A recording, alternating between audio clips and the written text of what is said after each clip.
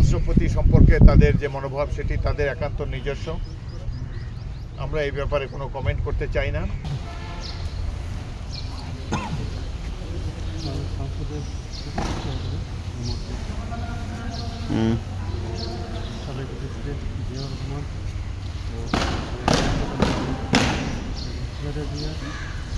সমাবেশ করে শ্রদ্ধা নিবেদন করছেন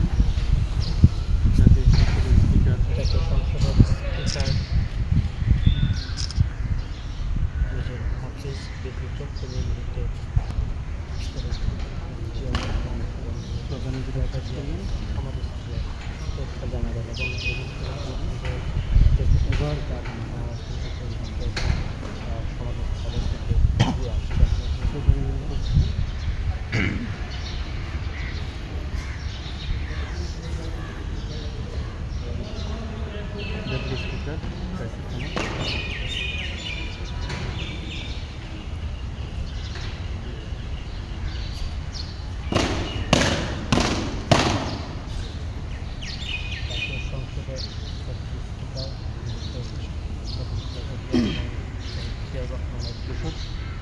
ত্রয়োদশ জাতীয় সংসদের প্রথম অধিবেশনে নির্বাচিত হওয়া স্পিকার ও ডেপুটি স্পিকার গতকাল স্পিকার এবং ডেপুটি স্পিকার হিসেবে ত্রয়োদশ জাতীয় সংসদের দায়িত্ব পালন এরপর আজ আনুষ্ঠানিকভাবে কার্যক্রম শুরু হয় এবং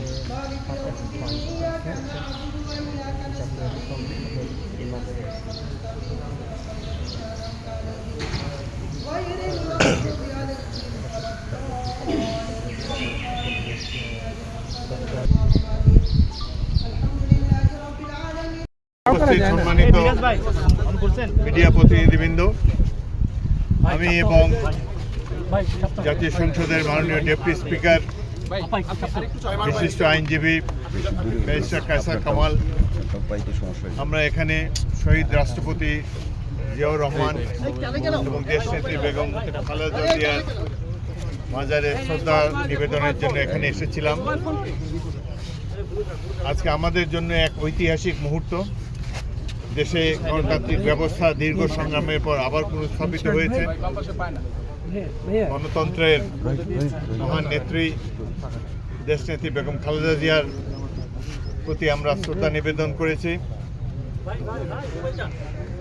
1971-এর মহান মুক্তিযুদ্ধের স্বাধীনতার ঘোষক শহীদ রাষ্ট্রপতি জিয়াউর রহমানের প্রতি সম্মান প্রদর্শন করছি এবং উভয়ের রুহের মাগফিরাত কামনা করছি।